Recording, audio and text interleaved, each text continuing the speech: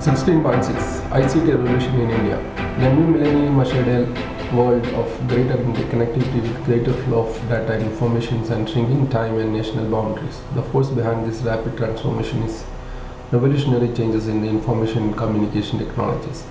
The digital economy of India at the beginning of 21st century was marked by an explosion in the cellular telephone market, a boom in outsourcing, steady internet growth, media convergence, growth in rural ICT initiatives in India. ICT revenues rose from $150 million to 1990 to $4 billion in 1999. The global outsourcing market is worth more than $100 billion, with over 185 Fortune 500 companies outsourcing software requirements to India. India currently has 125 companies exporting ICT software.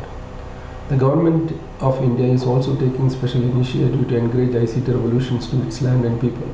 In the ICT industry, the recent cuts in excise duty, computer hardware and cellular phones is expected to drive domestic demand for hardware in 2004 to 2005. A number of high-profile events have focused on the importance of bringing the fruits of the ICT revolutions to a wider user base, especially in rural areas where most of India's population lives. The IT Ministry of India has started a revolution in ICT through languages. India is a country of 22 official languages, and only 5% of Indian populations can read and understand English. Even if India witnessed a considerable telecom penetration, ICTs will be still less useful because of its availability in English. To quickly make available to the end user, there shall be software in all official Indian languages. The Hindi software was released in 2005. The government is in an attempt to make available computer software is also in other Indian languages. ICT can be used effectively for poverty alleviation. It can improve the access of the poor to health, microcredit, government services, and to create direct employment opportunities, provide training and educations to the people, and support the poor in the production, storage, and marketing of farm and non-farm products. ICTs can also facilitate the generation and exchange of community-based information and stimulate the establishment of small and medium-sized enterprises. It can break barriers to knowledge by providing demand-driven information and services to the rural poor.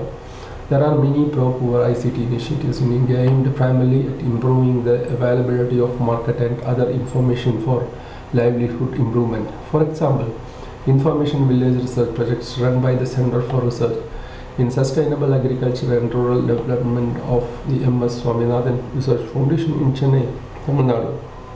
It provides, through a tele-center, the facility for public access to telecommunications and information services like health, education, market data, technology, and livelihood to a disadvantaged community. The foundation's telecenters provide rural farmers with data on agriculture practices, the cost and availability of farm inputs, pesticides, fertilizers, and seeds, health and life insurance, welfare opportunities, and other useful information. E-commerce has also found a niche in some rural areas in India. Electronics commerce or e-commerce involves the sales or purchase of goods or services over computer-mediated networks, particularly the internet. Such goods and services may be ordered from anywhere in the globe. The examples: one village in Tamil Nadu which excels in making traditional cotton sarees, and other garment sellers its products to buyers all over the world through a website operated by US-based NGO called peoplelink.org. Telecenter services in Pondicherry have encouraged villagers to utilize their considerable knowledge of local herbs for the establishment of a herb processing center. Using the services of the telecenter, the villagers have learned how to package and market the herbs. The new information and communication technologies were widely used to promoting education and higher learning in India. The internet currently hosts thousands and thousands of distance learning and training programs on virtually any conceivable subject. IGNOU, for example, offers many academic programs through internet Also, it has widely integrated new ICT into its day-to-day functioning, such as admission procedure, publication of result, library facilities, etc. Box 16.2, the Gyan project in India, a breakthrough in e-government. The Gyan project has been recognized as a breakthrough in e-government, winning the Stockholm Challenge IT Award 2000 in the area of public service and democracy. The project gives marginalized tribal people in central India their first ever chance to access knowledge electronically. The district in Madhya Pradesh state has a population of approximately 1.7 million people, most of whom are poor and marginalized. About 60% of the people live below the poverty line, and most who are illiterate. They depend on small farm production and are often subject to exploitation by middlemen, local money lenders, and the corrupt official. Gyan project is installed a computer network connecting 31 village centers and made use of ICT to provide various online services including land, revenue-related transactions, public grievance redressal, village auction, a matrimonial site, government services and entitlements, expert consultations, a free email facility on social issue, employment news, and a village newspaper. The benefit of this project reached over 500,000 people. The improved citizen government interface has enabled interactions and dialogue, the formation of new alliances, the development of interpersonal networks, and an establishment of cross-sectional links.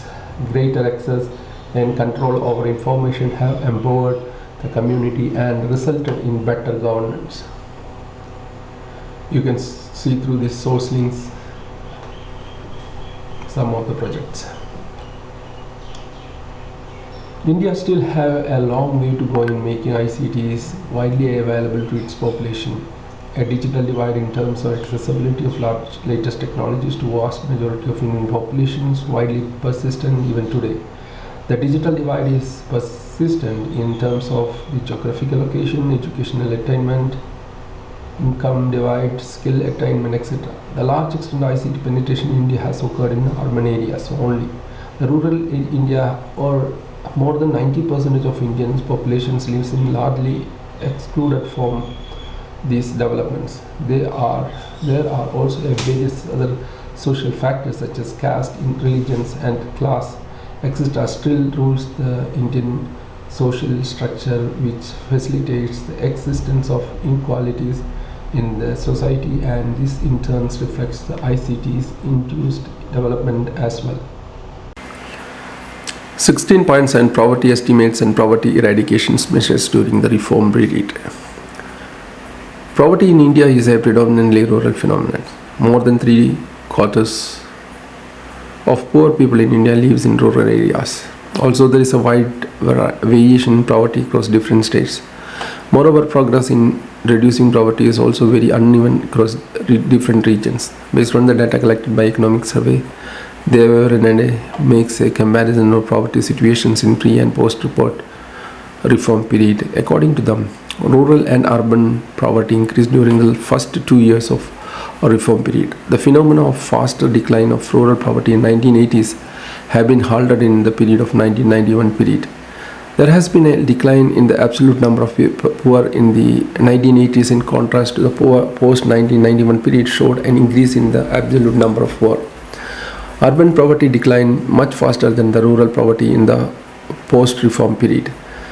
They reached the conclusion that the impact of economic reforms on the poor in India has been better than in some Latin American countries, but worse than in some of the East Asian countries. The poverty rates in India in 1973.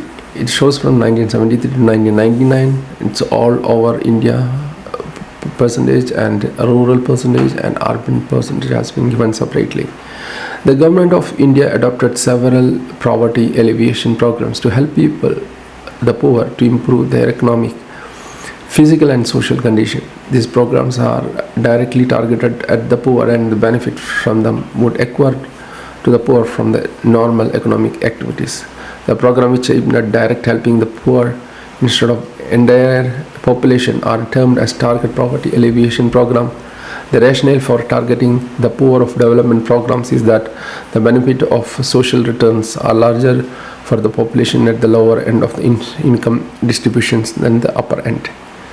The existing major programs for the poor in India can be roughly categorized in three: wage employment program, credit-based self-employment program, the public distribution system, and the nutrition program, economic reforms and impact on poverty eradication. One of the impact of opening up the economy based has been the resurgence of the importance of large metropolitan cities. Private investment, both foreign and Indian, have tend to be concentrated in and around these large cities. The local governments, for attracting this investment, offered a range of incentives to private sectors investors. The larger metropolitan cities are undergoing a facelift exercise as part of city cleaning, beautification, and population control programs. While the city spaces are being increasingly acquired by the private, commercial, and several service industry establishments, the poorest, mainly the slum dwellers, workers, destitute street dwellers, are being pushed out of the city to the peripheries.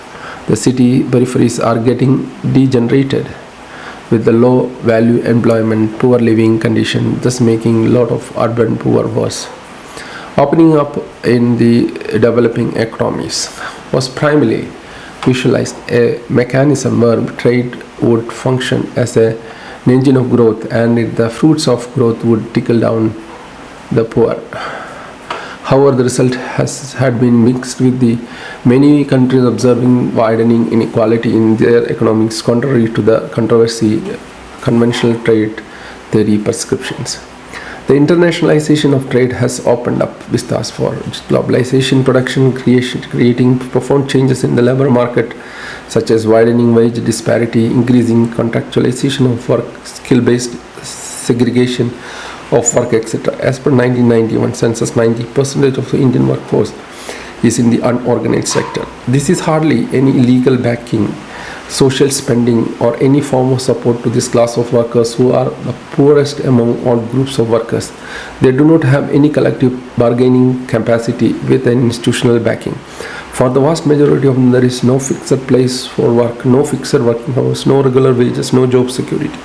Thus, they have become one of the most vulnerable to poverty. Globalization is argued to be informalizing and casualizing the employment opportunities in the economy, thus further expanding the unorganized form of employment. It is seen that the economic reforms only did this sector. Reflections and Action 16.8. Do you think that the economic reforms in India for the last 1.5 century facilitate the eradication of poverty in our society? Give valid reasons to justify your answer. The social sector spending as a proportion to the GDP had been stagnant in 1990s, and there have been a definite shift away from the rural development.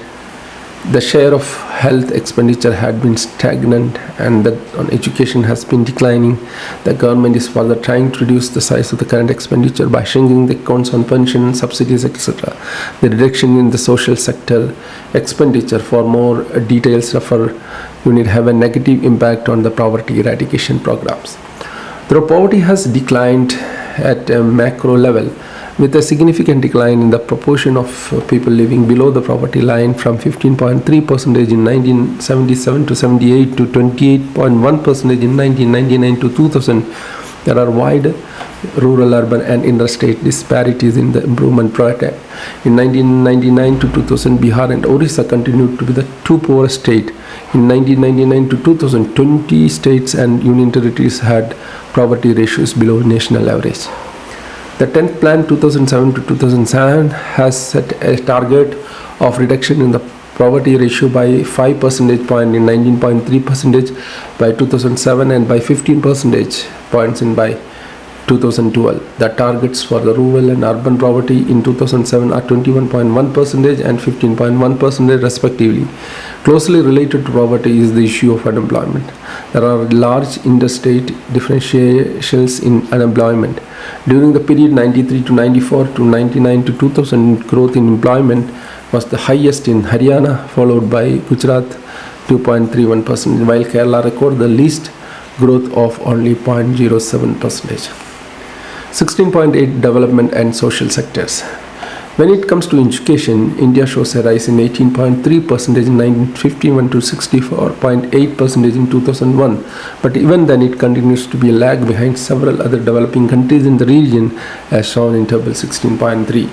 The National Policy on Education 1986 provides a broad policy framework for the eradication of illiteracy and in order to fulfill the goal of universal elementary education. The Constitution Act 2002 has been passed by Parliament. A comprehensive program called Sarva Shiksha Abhiyan, launched in November 2000, aimed to improve the performance of these school systems through a community open approach and to impart equality elementary education to all children in the group of 6 to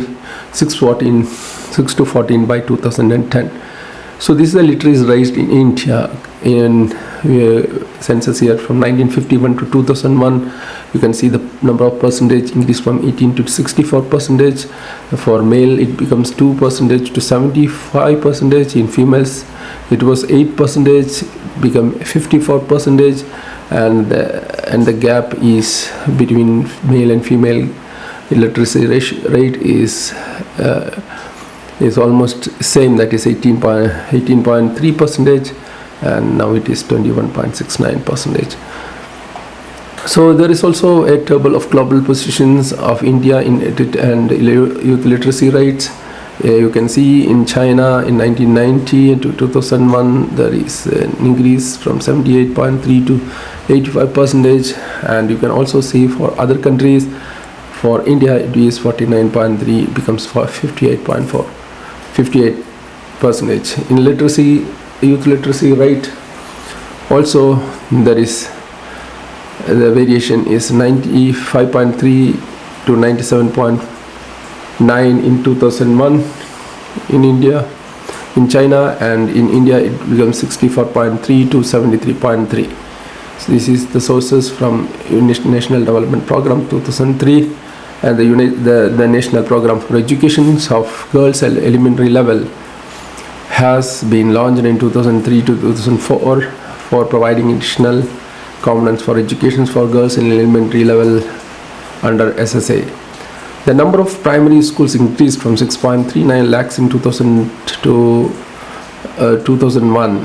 The National Literacy Mission was launched on May 5, 1988 as a technology mission to impart functional literacy to non-illiterates in the country in the age group of 15 to 35 years in a time-bounded manner. The National Education Policy 1986 and modified in 1992 also has recognized the National Literacy Mission as one of the 3 instruments to eradicate illiteracy from the country.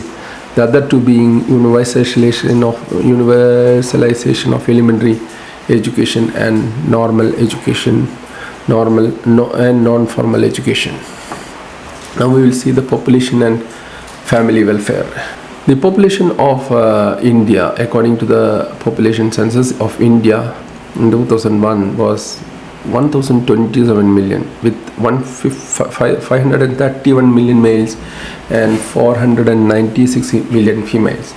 Presently, India is going through a phase of high birth rate, low death rate, while the crude birth rate over the last 2 decades declined from 33.9% per thousand persons in 81 to 25% per thousand persons in 2002. The crude death rate also declined from 12.5 per thousand persons in 1981 to 8.1 per thousand persons in 2002. Providing good health condition, National Health Policy 2002, safe drinking water and low-cost sanitation are some of the aims of the policies and the programs of the government. Another issue which is central to the welfare of the family is development of women and children. Through women constitute about 48% of the total populations of the country. They suffer many disadvantages compared to men. Various schemes has been introduced under the National Policy for Employment of Women 2001 to ensure the right place to women in society. The Integrated Child Development Program scheme was first launched in 33 selected blocks 1975 to promote the overall development of young children from 0 to 6 years. At the same time, a number of schemes has been introduced to improve the lot of social disadvantages groups. the scheduled castes and other backward classes, and the minorities. Reflections and action 16.5. What are the different areas of human and social sector where the mode of development should focus on? 16.9 Conclusion. Compared to the state economic stagnation in the decades before independence, India has come a long way ahead in terms of economic, social and human progress. In the first half of the unit, we have seen the development approach that India followed since independence till early 1990s, which was a turning point for Indian economy. India decided to go in the path of globalization, liberalizations and privatizations with the adoption of new economic policy in 1991. The second half of the unit deal with the shifts that have taken place in the trade, finance and industrial sectors since 1991. Also in evolutions from the reforms in various economic and social sectors, such as assessment leads to the conclusion that economic progress is not only priority of the economic policies of India, but human and social development also are equally important. India has to achieve a lot more in relation to economic, human and social progress of her people. 16.10 Further reading. You can see books from Economic Survey, F.M.A.R. Khan, Indian Economics Since Independence by Uma Kabila, and in 1998 you can studies in macroeconomics in developing countries by Richard Mihir. So this is few books for reading. Thank you very much.